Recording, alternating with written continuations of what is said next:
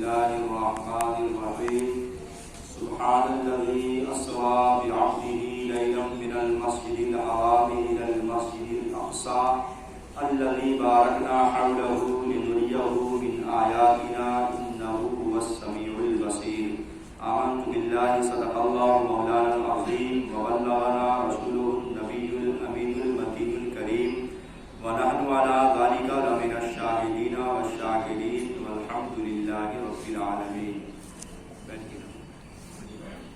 انتہائی خلوص و محبت، عقیدت و احترام اور حضوری قلب کے ساتھ اپنی اور ساری کائنات کے مرکز عقیدت، بے چینوں کے چین، بے قراروں کے قرار، بے سہاروں کے سہارا، مصطفیٰ جان رحمت جناب محمد رسول اللہ صلی اللہ تعالی علیہ وسلم کی بارگاہ پرانوار میں درود پاک کا نذرانہ پیش کریں. پڑھیں اللہم صلی علی سیدنا سیدنا مولانا محمد وعلیہ وسلم صلاۃ و سلام علیک یا رسول اللہ صلی اللہ علیہ وسلم.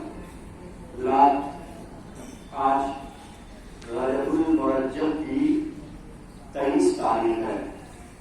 آنے والے پیر کو شب معراج ہے.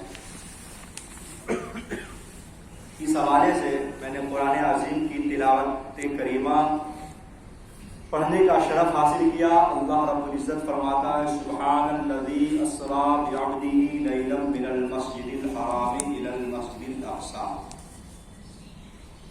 اس کو آیت معراج بھی کہتے ہیں. معراج ہمارے اور آپ کے آقا دو جہاں صلی اللہ تعالی علیہ وسلم کا دوسرا بڑا معجزہ ہے. سب سے بڑا معجزہ جو حضور کو عطا کیا گیا، جیسا کہ آپ نے گزشتہ جمعہ میں سنا، وہ معجزہ کیا ہے؟ قرآن. دو دور حضور کے انتہائی اہم تھے. ایک جب تشریف لائے تو زبان و بیان کا دور تھا، تو اللہ رب العزت نے حضور کو سب سے بڑا معجزہ قرآن عطا کیا. اور دوسرا حضور کا سب سے بڑا معجزہ جب آقا کائنات صلی اللہ علیہ وسلم تشریف لائے، تو ایک تو معجزہ قرآن کا عطا کیا گیا اور ایک قرب قیامت کا دور تھا. انسان نے سائنسی ترقی کرنی تھی، اپالو کے ذریعے چاند پر جانے کی باتیں کرنی تھی، مریخ کے سفر کی تیاریاں ہونی تھی. تو دوسرا بڑا معجزہ حضور کو معراج عطا کیا گیا کہ سائنسداں الٹی چھلانگیں بھی لگاتے پھرے تو وہاں ان کا تصور بھی نہیں جا سکتا جہاں میرے نبی کے قدم چلے گئے. کوئی حد ہے ان کے عروج کی. آج نہ جانے لوگ ترازو گاڑ کے میرے نبی کو تولنے بیٹھ گئے. اس کو تولا جا رہا ہے جس کو تولا نہیں جا سکتا، اس کو ناپا جا رہا ہے جس کو ناپا نہیں جا سکتا. ان بلندیوں کا تصور لوگ کر رہے ہیں جہاں تصور کا خیال بھی نہیں پہنچ سکتا. آپ غور کریں کہ آقا کائنات صلی اللہ تعالی علیہ وسلم جب تشریف لائے تو عرب داں، جو زبان و بیان کا عروج کا مطلب، لوگ عرب داں جو تھے نا اپنے کو عربی کہتے تھے، باقی جتنے لوگ تھے ان کی نظر میں وہ سب آجمی تھے، گونگے تھے، گونگے سمجھتے تھے. تو قرآن سب سے بڑا معجزہ ہے جو حضور کو عطا کیا گیا. ایک ابو الحسن رفاعی بزرگ ہوئے ہیں، بہت بڑے بزرگ گزرے ہیں ابو الحسن رفاعی. وہ کہتے ہیں کہ میں نے روحانی طور پر پرواز کی، یہاں تک کہ میں بہت اونچا چلا گیا. وہاں جا کر کے میں نے دیکھا کہ آواز آئی کہ اے ابو الحسن رفاعی تم کہاں جا رہے ہو؟ تو میں نے کہا کہ مالک، معراج کی رات جس عرش پر محبوب کے قدم آئے تھے میں اس کی تلاش میں نکلا. تو آواز آئی کہ ارجع الی وصولک، اے ابو الحسن رفاعی پلٹ جاؤ، تم کروڑوں سال بھی پرواز کرو تو جس عرش کی چھاتی پر محبوب کے قدم آئے تھے وہاں تمہارا خیال بھی نہیں پہنچ سکتا. تو جس نبی کے قدم اتنے اونچے ہیں اس نبی کا سر کتنا اونچا ہوگا. کوئی حد ہے ان کے عروج کی. بلغ العلا بکمالہ، وہ بلندیاں نصیب ہوئی جن کا تصور بھی نہیں ہو سکتا. اب غور کریں، یہ آنا جانا شب معراج کے تعلق سے جو آقا دو جہاں صلی اللہ علیہ وسلم معراج پر تشریف لے گئے تو اس پہ سائنسداں کے بڑے سوالات ہیں. وہ کہتے ہیں کہ ایک جسم کیسے چلا گیا، اتنا لمبا سفر چند لمحوں میں کیسے طے ہوا. اور آنا جانا ہماری اصطلاح ہے، سائنس کی زبان میں، فلسفے کی زبان میں اسے کہتے ہیں حرکت ہوئی. سائنسداں کہتے ہیں کہ حرکت ہوئی. تو ایک جسم کیسے چلا گیا، اتنا لمبا سفر کیسے طے ہوا، کون ہے جو اس کو لے گیا، اور کون ہے جو وہاں تک گیا، اور کب گیا، کہاں سے سفر شروع ہوا، کہاں تک گیا، اس طرح کے سائنسداں کے سوالات ہیں. لیکن اللہ رب العزت کی رحمت دیکھیے کہ جو قرآن عظیم کی جو نازل کیا، تو ان سارے سوالات کے جوابات قرآن کی ایک ہی آیت میں موجود ہے. اب پوری ترتیب کے ساتھ آپ غور کریں، سائنس کے سوال میں کون لے گیا، سنیں. سبحان الذی اسرا، اللہ رب العزت پاک ہے وہ ذات جو لے گیا. اللہ رب العزت بھی لے گیا اپنے بندے کو. کس کو؟ تو بیابدہ ہی اپنے بندے جناب محمد رسول اللہ صلی اللہ تعالی علیہ وسلم کو. کب لے گیا سوالات ہیں اس کے. تو لیلن، سبحان الذی اسرا بیابدہ لیلن، رات میں لے گیا. کہاں سے سفر شروع ہوا؟ تو من المسجد الحرام، مسجد حرام سے. کہاں تک سفر ہوا؟ تو الی المسجد الاقصی، مسجد اقصی تک. کیوں ہوا؟ تو لنریہ من آیاتنا، تاکہ وہ اپنے بندے کو اپنی نشانیاں دکھلائے. اب تو جتنے سوالات ہیں سائنس کے، وہ سارے سوالات کے جوابات اسی قرآن کی ایک آیت کریمہ کے اندر موجود ہے کہ وہی ذات لے گیا مسجد حرام سے مسجد اقصی تک، تاکہ اپنے بندے کو نشانیاں دکھائے. اب آپ دیکھیں کہ جب اللہ رب العزت نے اپنے محبوب کو بلانا چاہا، تو ہمارے یہاں بھی مہمان آتے ہیں. آپ کے مہمانوں کو بلانے کے 3 طریقے ہیں. اب غور کریں. ایک طریقہ یہ ہے کہ دعوت دے دی جائے، مہمان کی ذمہ داری ہے کہ وہ خود آ جائے گا. دوسرا طریقہ یہ ہے کہ جب آپ مہمان کو دعوت دیں، تو دوسرا طریقہ یہ ہوتا ہے کہ مہمان کو دعوت بھی دی جائے، اور جب وہ تاریخ آ جائے تو سواری کا بھی انتظام کر دیا جائے کہ وہ سواری پہ بیٹھ کے آ جائے گا. اور تیسرا طریقہ یہ ہے کہ مہمان کو دعوت بھی دی جائے، سواری کا بھی انتظام کیا جائے، اور اس کے ساتھ خدمت گزار بھی بھیج دیا جائے. جو بہت اعلیٰ قسم کا مہمان ہو تو اس کے لیے سب طریقے دنیا میں اپنائے جاتے ہیں. لیکن وہ جو تمام نبیوں کا نبی ہو، جو رسولوں کا سردار ہو، اور جو کسی دنیا دار کا نہیں، رب ذوالجلال کا مہمان ہو، تو اللہ رب العزت جب اپنے مہمان کو بلائے گا تو کس انداز سے بلائے گا کہ آپ غور کریں. پہلے اللہ رب العزت حضرت جبرائیل کے ذریعے دعوت دلوائے گا. اس کے بعد حضرت جبرائیل اور پھر سواری کا بھی انتظام فرمائے گا کہ جنت سے سواری لے لو. پھر حضرت جبرائیل، حضرت میکائیل اور حضرت اسرافیل اور ان کے ساتھ 70,000 فرشتوں کو اپنے نبی کا خادم بنا کے بھیجے گا کہ جاؤ میرے حبیب کو لے کر کے آؤ. اب آپ غور کریں کہ جب مہمان اعلیٰ قسم کا ہو، جو اللہ رب العزت کا مہمان ہو، تو اس کے ساتھ 70,000 فرشتوں کو خادم بنا کر رب بھیج رہا ہے. تو ہے کیا شان ہے میرے مصطفیٰ کی. اب 2 جملے ہمیشہ یاد رکھیے گا کہ جب میرے نبی اوپر سے نیچے آئے تو ہم اسے میلاد کہتے ہیں. اوپر سے نیچے آئے تو ہم اسے میلاد کہتے ہیں، اور جب نیچے سے اوپر جائیں تو ہم اسے معراج کہتے ہیں. سبحان اللہ. تو ہم اسے معراج کہتے ہیں. تو نہ میرے نبی کی میلاد کا جواب ہے، اور نہ میرے نبی کے معراج کا جواب ہے. کیا شان ہے میرے مصطفیٰ کی. ارے اعلیٰ حضرت سرکار فرماتے ہیں وہ سرور کشور رسالت جو عرش پر جلوگر ہوئے تھے، نئے نرالے طرب کے ساما عرب کے مہمان کے لیے تھے. نئے نرالے طرب کے ساما عرب کے مہمان کے لیے تھے. پھر آپ دیکھیں کہ اللہ جب حضرت جبرائیل علیہ السلام کو حکم ہوا تو حضرت جبرائیل علیہ السلام فرشتوں کی موجودگی میں مکہ شریف، مکے کی وادی میں حضرت ام ہانی کے گھر پہنچے. دروازہ بند ہے، حضور آرام فرما رہے ہیں. اب حضرت جبرائیل نے سوچا کہ محبوب کو جگاؤں کیسے. نبی کو دروازے کے باہر سے آواز لگانا، دستک دینا بھی منع ہے. ان الذین ینادونک من وراء الحجرات اکثرهم لا یعقلون. اللہ فرماتا ہے کہ بے شک وہ لوگ جو نبی کو حجرے کے باہر سے پکارتے ہیں وہ عقل والے نہیں ہیں. وہ قرآن کیا ہے، وہ عقل والے نہیں ہیں.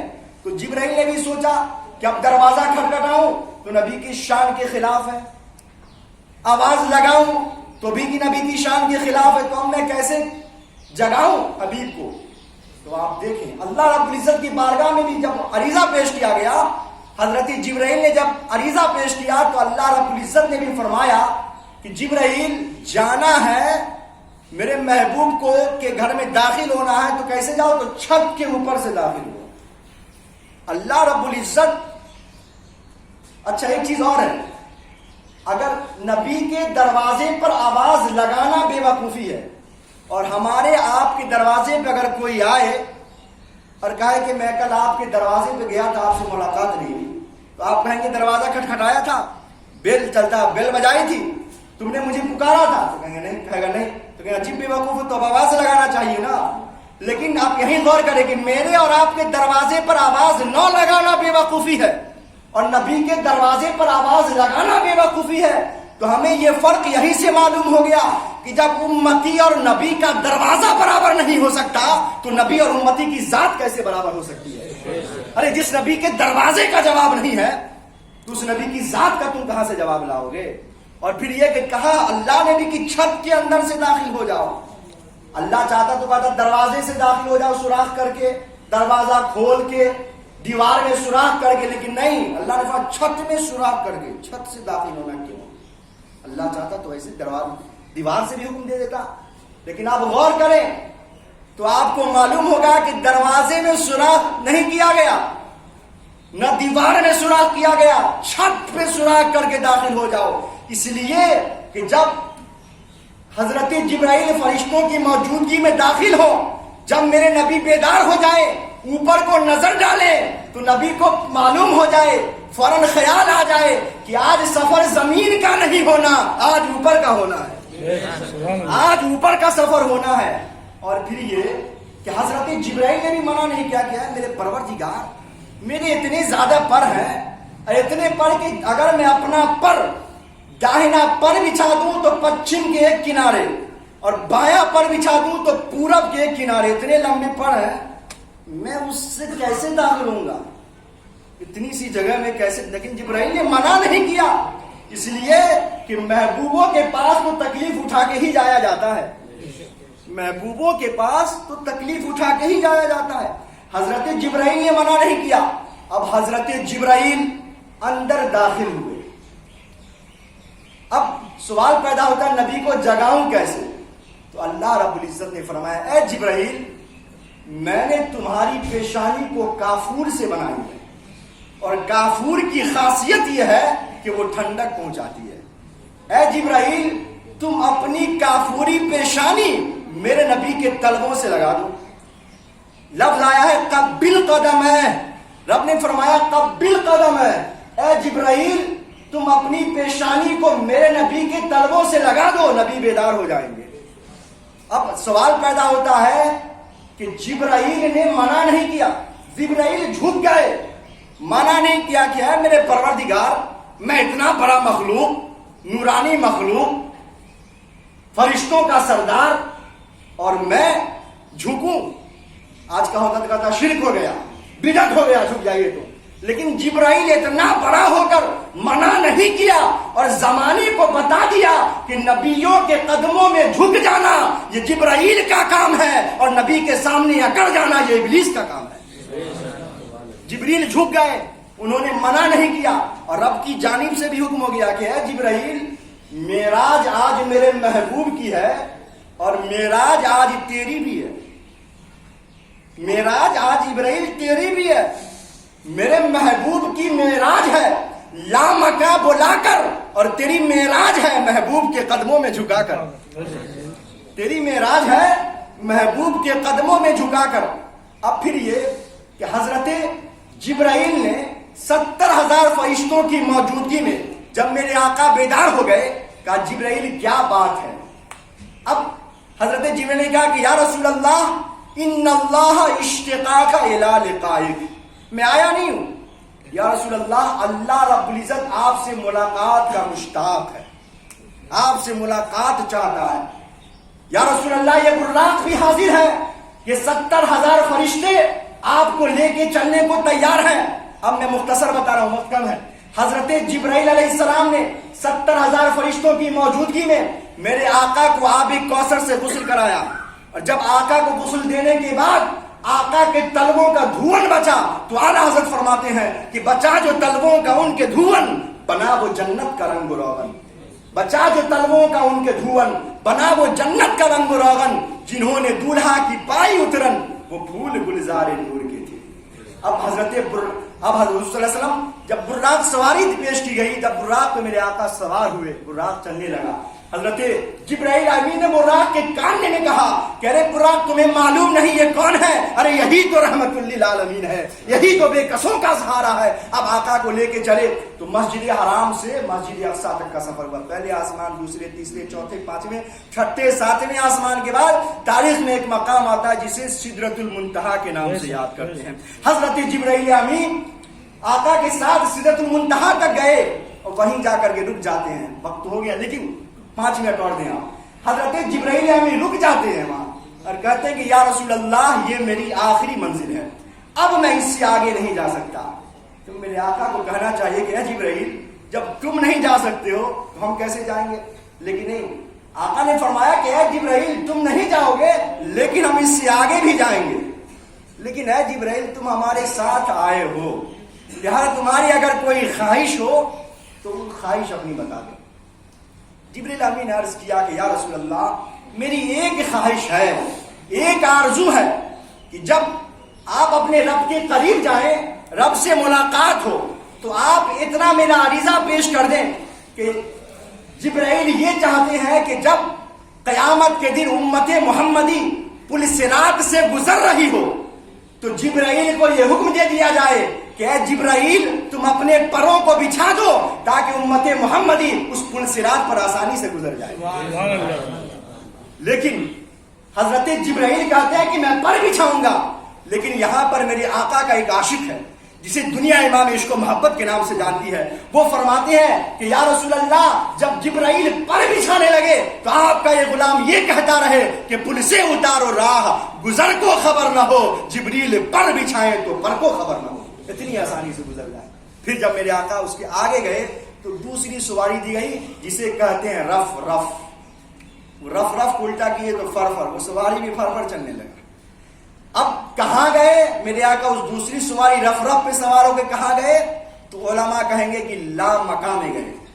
لا مکان کا مطلب جہاں کوئی مکان نہیں، نو پیلس، جہاں کوئی مکان نہیں تو مکان والا کہاں جا رہا ہے، جہاں کوئی جگہ نہیں تو جگہ والا کہاں جا رہا ہے، تو ہی تو عقل حیران ہے۔ تو بریلی سے آواز آئی کہ عرش کی عقل دنگ ہے، چرخ میں آسمان ہے، جانے مراد اب کدھر، ہائے تیرا مکان ہے، عرش پہ تازہ چھیڑ چھاڑ، فرش پہ طرفہ دھوم دھام، کان جدھر لگائیے تیری ہی داستان، کان جدھر لگائیے تیری ہی داستان۔ الغرض ہمارے آقا نکلے، آگے گئے تو رب فرماتا ہے ذو مرۃ فاستوى وهو بالافق الاعلى ثم دنا فتدلى فكان قاب قوسين او ادنى فاوحى الى عبده ما اوحى۔ مختصر یہ کہ اللہ رب العزت کے قریب جب میرے آقا ہوئے، میرے آقا نے اپنے رب کو بلا واسطہ دیکھا اور اس کا کلام بلا واسطہ سنا۔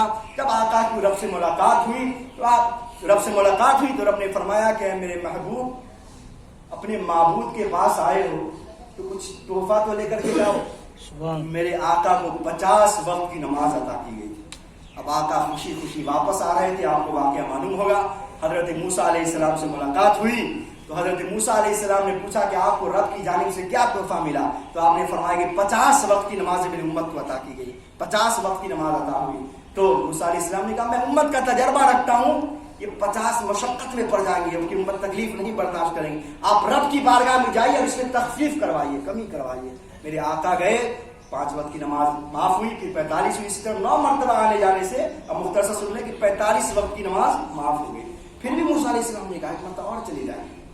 آج کل لوگ تو کہیں گے ایک مرتبہ اور حضور چلے گئے، لیکن نہیں، آپ سنیں تو رب نے، تو میرے آقا نے کیا فرمایا؟ نہیں، مجھے اپنے رب سے حیا آتی ہے، یہ 5 وقت کی نماز جو رہ گئی تو آقا نے کہا کہ چلے جائیے، تو کہا نہیں، مجھے اپنے رب سے حیا آتی ہے کہ میری امت اتنی نکمی تو نہیں ہے کہ 5 وقت کی بھی نماز نہ پڑھ سکے۔